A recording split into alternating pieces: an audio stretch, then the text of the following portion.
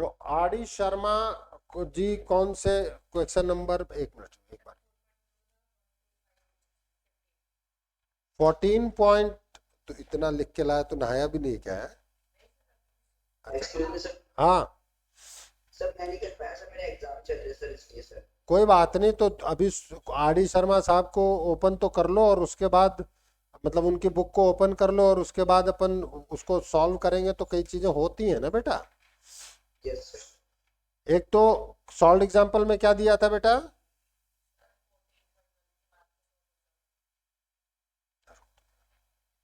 श्रीदा क्या दिया था 14.1 से पहले में? All the examples. सारे ऑल All the examples. नहीं, Sir, there are 4. 4 ना, Yes, sir. Compounded half yearly का नहीं दिया होगा बेटा, तो फिर मैंने गलत दे दिया। एग्जाम्पल 1 एंड 2 में कोई डाउट हो तो वो पूछो पहले, वो तो मैंने करवा ही दिया था। 14.1 में 1 to 4, अच्छा, 1 ईयर इज कंपाउंडेड, ओके, ये मैंने गलत बता दिया था अभी। 14.1 में 1 to 3, 14.1 में 1 to 3 क्वेश्चन नंबर, डाउट है क्या?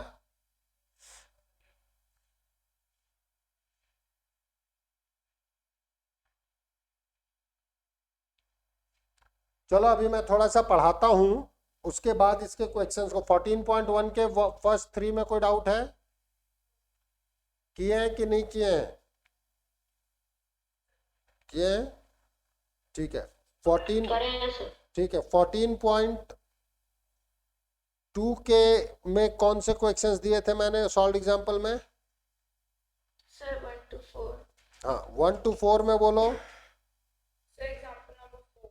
एग्जाम्पल नंबर 4, ठीक है। Sir, example 3. एग्जाम्पल 3 और बोलो।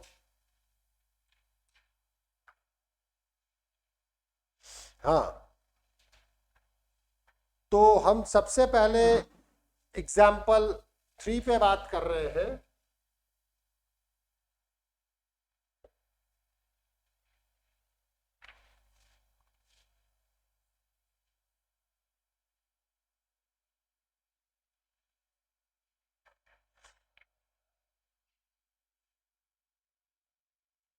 आर डी शर्मा,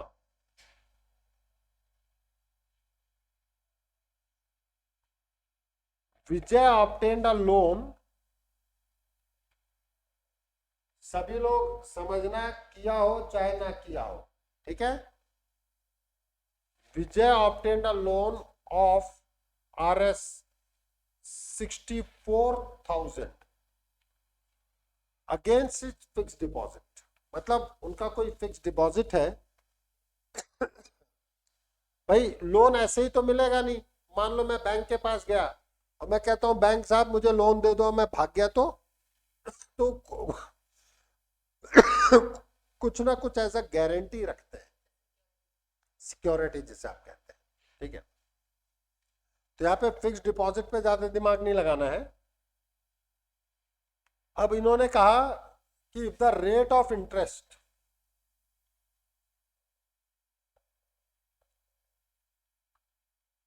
बी 2.5 पैसे पर रुपी पर एनम,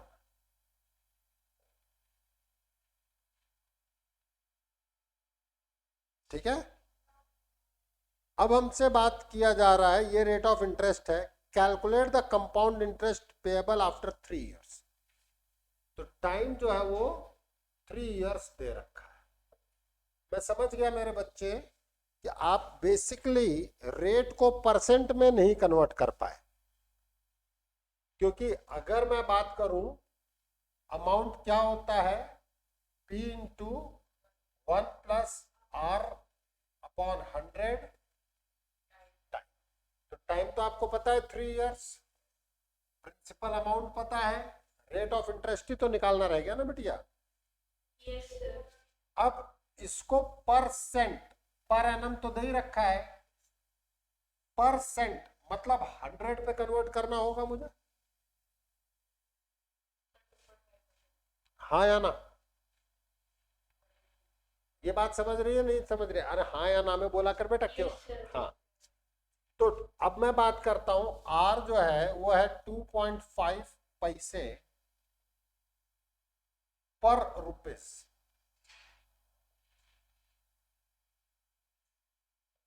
तो अब इसको 100 रुपए में कन्वर्ट करें।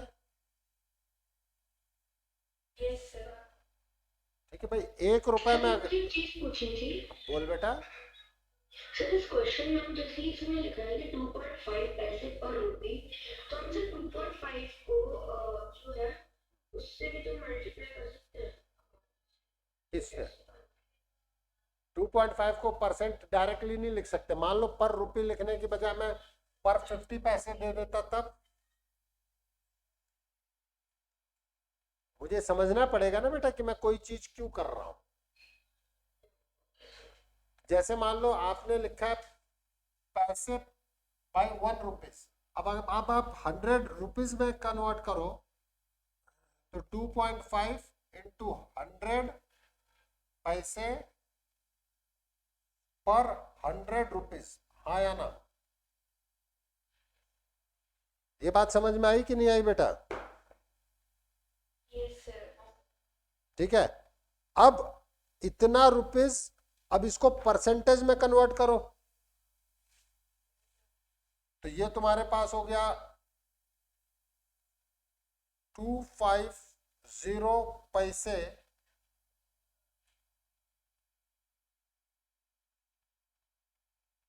पर रुपी, पर 100 रुपीज।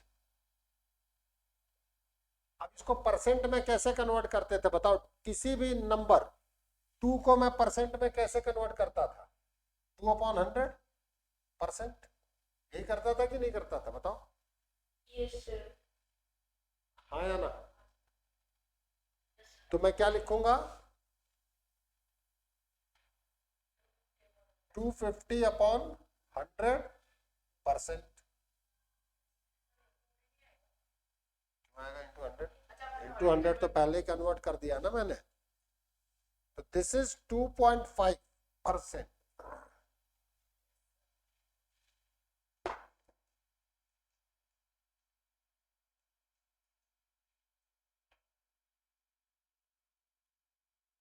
हाँ या ना बेटा?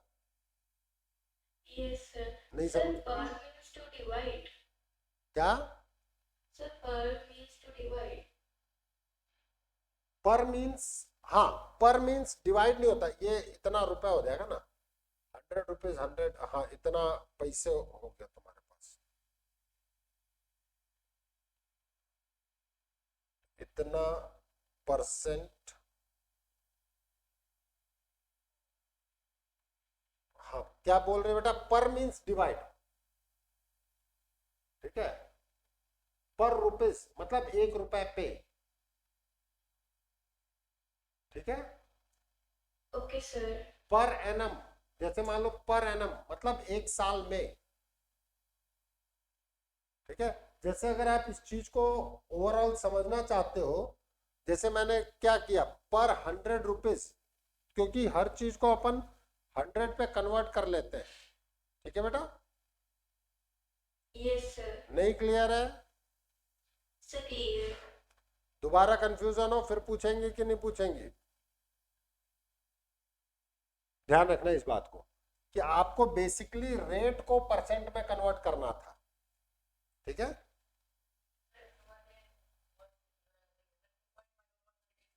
बिल्कुल, हाँ तो वही है ना, है तो वही चीज, 2.5/100 इंटू 100, वो पर 100 रुपीज आ गया। अब 100 पे आ गया, इसीलिए वो जो चीज आई वो, जैसे हमने लिखा, हमने क्या लिखा? 250 पैसे पर 100, ये लिखे ना, पर, यो लिख लो।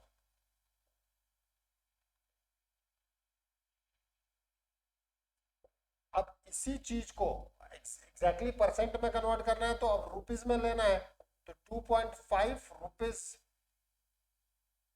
पर 100, और पर 100 आ गया तो भाई आपने इसी को परसेंट कह दिया, क्योंकि परसेंट का मतलब ही होता है पर 100।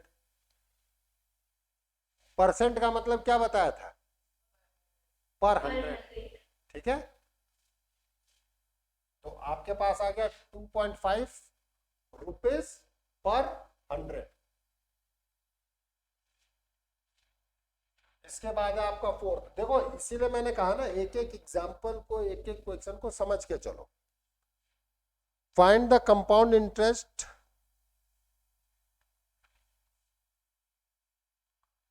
find the compound interest at the rate 10% per annum for 4 year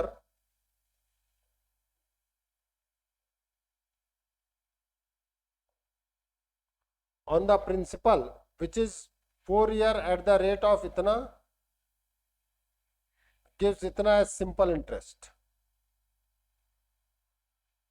बहुत आप नॉर्मल वे में एक अच्छा क्वेश्चन मान करके चले प्लीज। आपको 10%, मैं क्वेश्चन को लिख देता हूं ताकि जिनके पास आर डी शर्मा नहीं है, बाकी आपके पास आर डी शर्मा है? Yes sir. ठीक है, चिनाक्षी आपके पास शायद दिक्कत हो।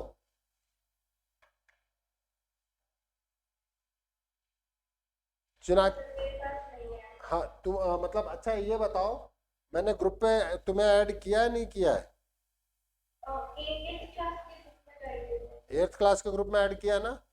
जितना मैं क्वेश्चन को थोड़ा एक्सप्लेन करना चाहता हूँ, श्रीदा तेरे पास फोन है अभी? रुक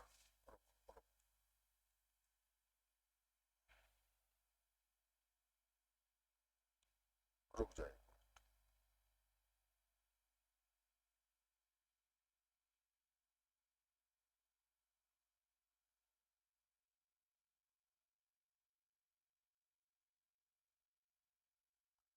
इस क्वेश्चन का डिस्कशन चल रहा है बेटा, मैंने भेज दिया।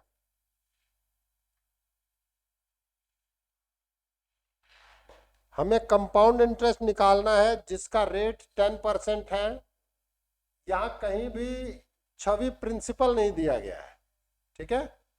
उन्होंने कहा है सेम अमाउंट पे इफ 4% पर एनम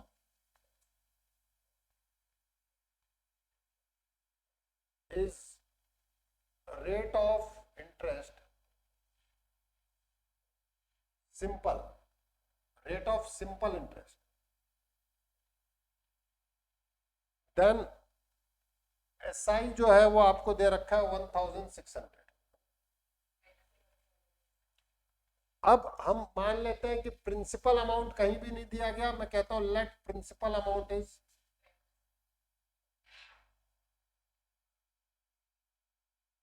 अगर कहीं पी यूज नहीं किया जा रहा तो पी ले ले यार, क्या दिक्कत? क्यों छवि, कह सकता हूं कि नहीं कह सकता हूं? Yes, sir. एसआई का क्या फॉर्मूला होता? P into R into T upon 100। तो एसआई आपको दे रखा है 1600, प्रिंसिपल आपको निकालना है, रेट ऑफ इंटरेस्ट आपको दे रखा है 4 ईयर, दे रखा है 4 इयर्स डिवाइडेड बाय 100। तो प्रिंसिपल अमाउंट इज 10,000। ये बात समझ में आई कि नहीं आई बोलो? Yes, sir. अब इस 10,000 प्रिंसिपल अमाउंट पे 10% के हिसाब से 4 ईयर का कंपाउंड इंटरेस्ट निकाल दो। कितना आएगा? CI compound interest principal 1 plus R upon 100 raised to power T minus principal.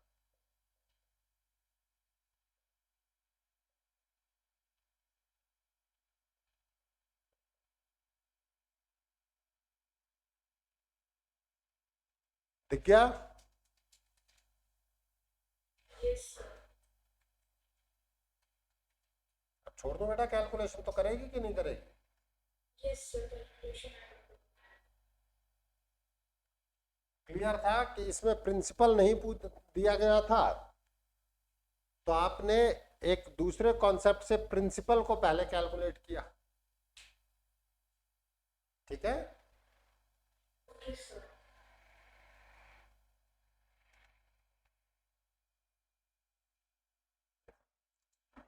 इसके बाद मैं एक कॉन्सेप्ट पढ़ा देता हूं।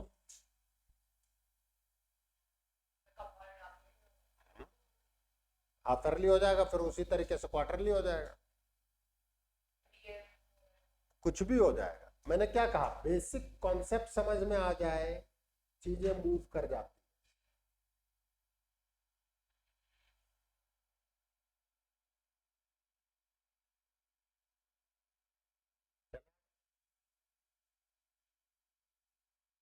एक साल में मैं आप लोगों से आगे बढ़ने से पहले, अब प्लीज सभी लोग मेरी बात सुनना, एक साल में कितने half year? 2 half year, yes और नो? अरे ऑनलाइन बोल दो यार। Yes, sir. Yes, sir. मैं ऑनलाइन वालों की तरफ देखने लगता हूँ, मेरी बात समझ में आ रही है कि नहीं? अरे पाखी बेटा, Yes, sir. नहीं आ रही? Sorry. 1 ईयर में कितने क्वार्टर बेटा? Sir, can you repeat? 1 year में कितने क्वार्टर? बिल्कुल सही बात है। तो अगर कोई आपसे कहे कि जो इंटरेस्ट है वो मैं हाफ ईयरली लेना चाहता हूं, तो अगर इंटरेस्ट आपको एनुअली दे रखा है तो वो इंटरेस्ट का आप हाफ कर देंगे, तभी तो हाफ ईयरली इंटरेस्ट पता पड़ेगा। नहीं बात समझ में आई? अरे भैया सिंपल इंटरेस्ट में अपन ने किया था ना, टाइम आधा था, हाँ या ना? अरे ऑनलाइन देखो, यहाँ पे हमारा और आपके डिस्कशन के लिए कुछ चीजें बहुत इंपॉर्टेंट हैं, समझ करके चलना है, क्योंकि बहुत इंपॉर्टेंट टॉपिक पे हम बात कर रहे हैं। अगर मुझे इंटरेस्ट एनुअली चाहिए था तो मुझे एनुअल वाला सिस्टम देखना था, लेकिन अब अगर मुझे चाहिए कि भैया मुझे हर 6 महीने में आपसे इंटरेस्ट लेना है, उन्होंने कह दिया half yearly rate of interest है तो, और रेट ऑफ इंटरेस्ट उन्होंने दे रखा है एनुअली, तो आप बेसिकली रेट को हाफ करेंगे, डिवाइडेड बाय 2 करेंगे। क्यों करेंगे? क्योंकि आप हाफ में ही लेना चाहते हैं, और जो टाइम है उसको आप डबल करेंगे, क्योंकि एक साल में कितने हाफ? 2 हाफ। ये बात समझ में आई? Yes, sir. अब हेडिंग लिखो, उसके बाद मैं फिर लिखता हूं, फिर आपको दोबारा रिपीट करूंगा, अपने आप चीजें समझ में आएंगी।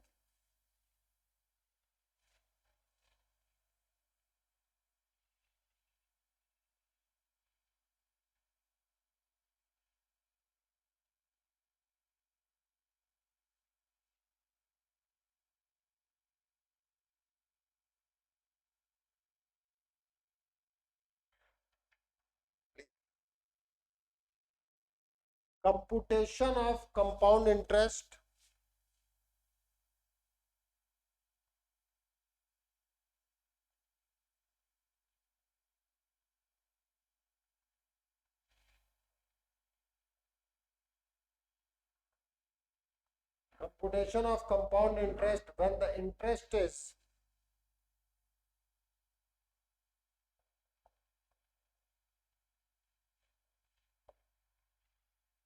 compounded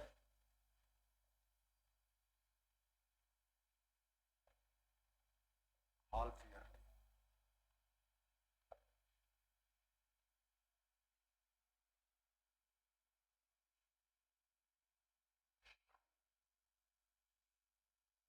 देखना, आर जो है पर एनम गिवन है,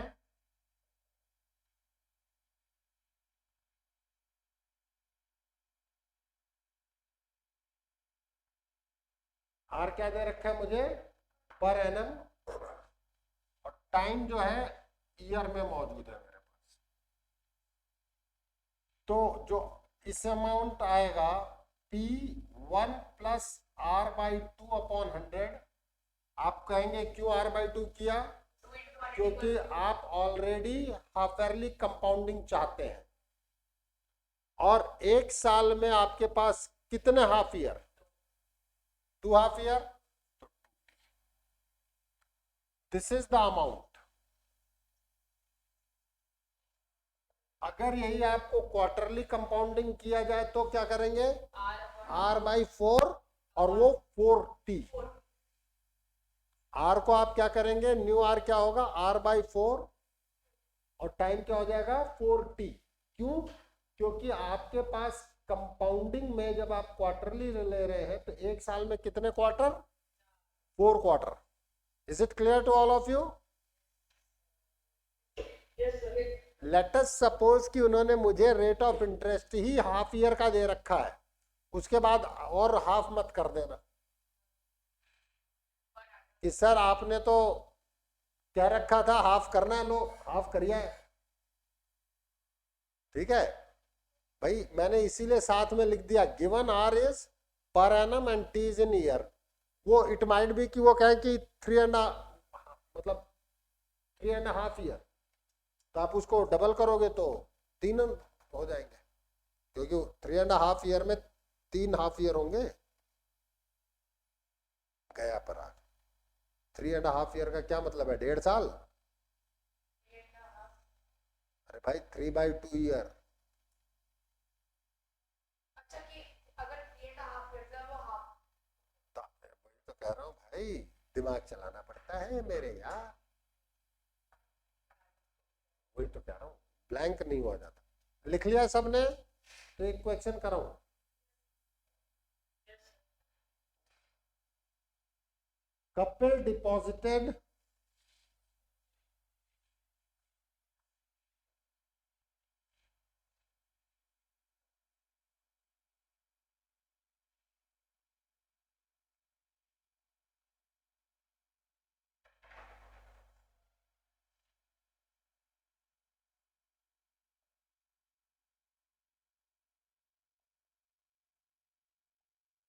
couple deposited Rs 1600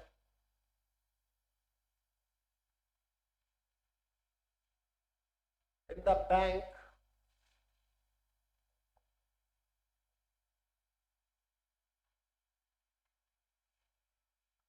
on 1st January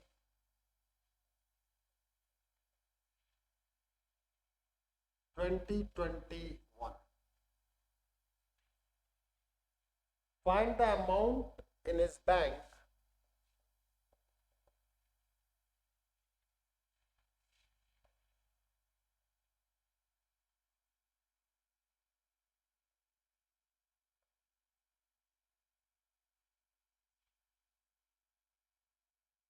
account on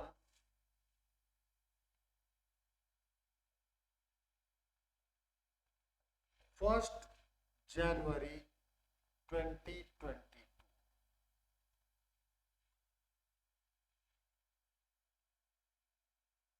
If the bank pays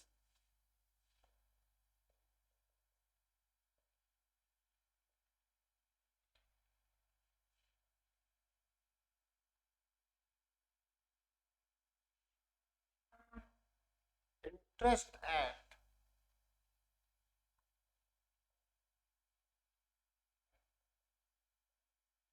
8% per annum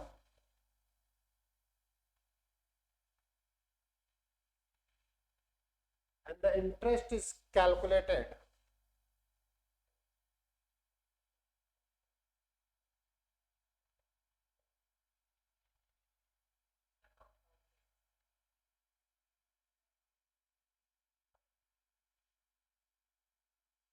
every year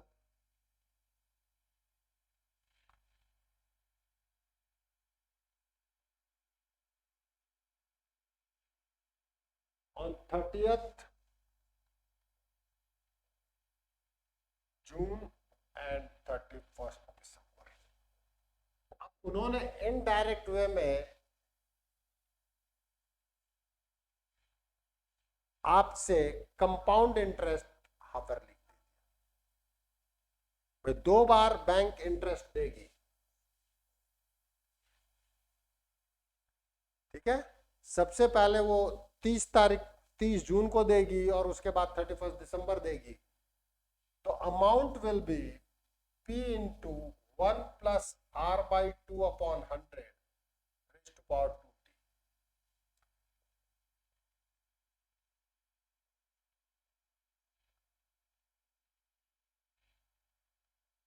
एक साल में पूछा गया है तो एक साल में आपके 2 क्वार्टर हो जाएंगे। मैं उम्मीद करता हूं कि ये आप कैलकुलेट कर सकते हैं।